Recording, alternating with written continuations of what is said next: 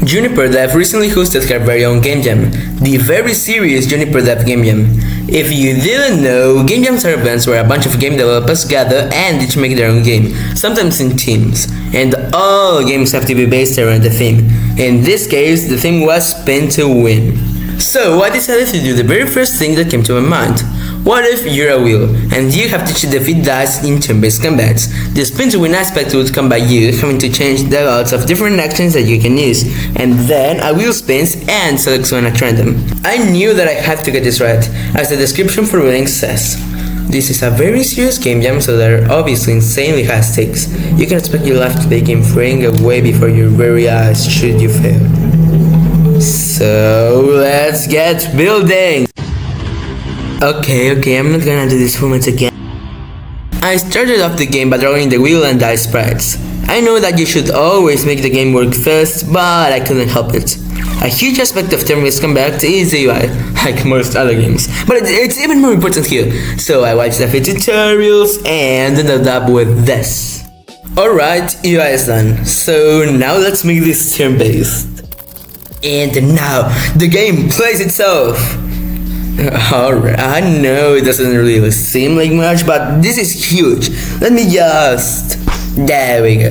Now this thing spins and we win. But there's a clear issue here. This isn't a wheel, and while you may argue that it somewhat spins, I didn't want to lose that technicality. So I'll remake it. But first, we gotta make some actions, no? Attacks the first enemy left to right and deals 4 damage. Similar to attack, but deals 2 damage to all enemies present, while ignoring 50% of their shield. Heals you. Mends you. Okay. It heals 1 shield, and you can make some nasty combos with it and Pierce. Speaking of Pierce,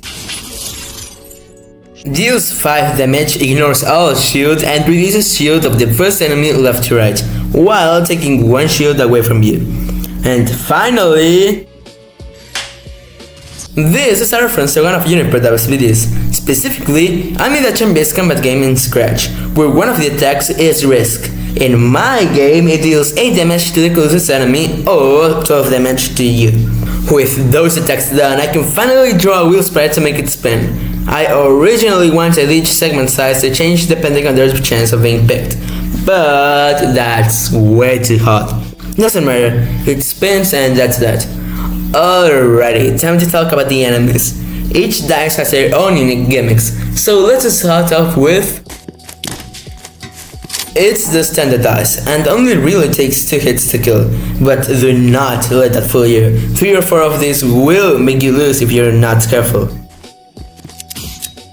It has slightly less health than a standard dice, and it also has 1 shield.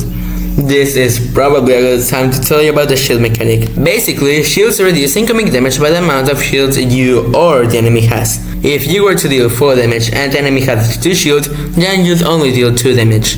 You also have your own shield stat, which can be increased by month, as previously established. But some attacks can reduce your shield too. You've probably already noticed that Dice 2 has good ripping off of it. Why though? Well, its gimmick is that it deals poison damage, which passively damages you, but it's not as bad as it may seem. It has a similar gimmick to Dice 2, but instead of poison, it's fire. It'll apply burn, which is far more deadly than poison, but it only has 3 health, meaning that one attack will easily destroy it. To defend itself, Dice 3 will spawn in the back, which will deal more damage depending on how many enemies there are on field. The only way to counter this will be with 2 cliff hits, if you get lucky, that is. It has the same attacks as Dice 1, but instead of taking away health, these attacks will take away shield from you, so be really careful when fighting against this one. It will prevent to spawn in the front though. It's a support dice, and will heal/mend itself or other dice. On rare occasions though, it will cast Curse, which will deal either poison or burn to you. It has the same health as a Dice 1 and will spawn in the back.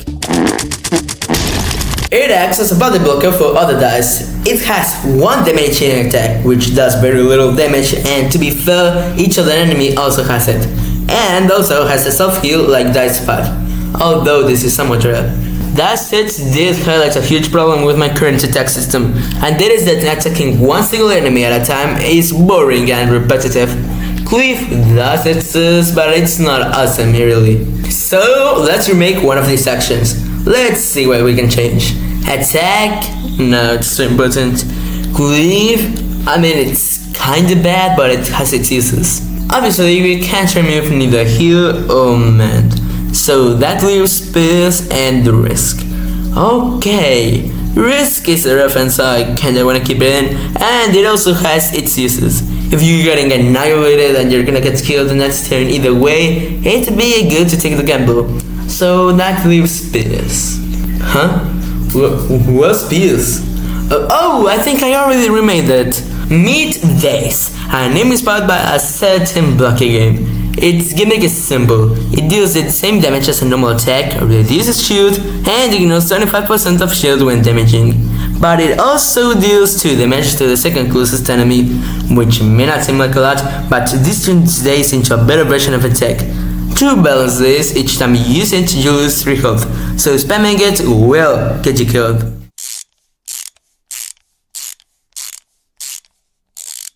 Okay, so what's missing? A main menu, a cutscene to piece it all together, and some assist tags just to make this play experience better. So let's do that, shall we? This is my main menu, and I personally like how it came out. The logo was made by yours truly, and I think it looks nice. Also, I love the effect of cubes falling endlessly. It's satisfying in a weird way.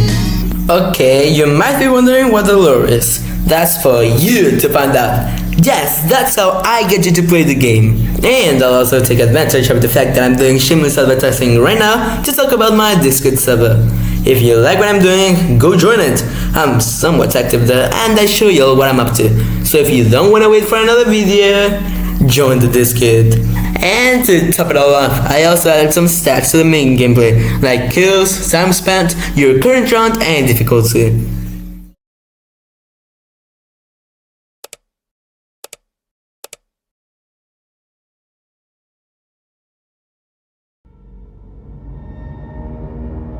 Oh, well, let's add boom, another thing I want to show y'all.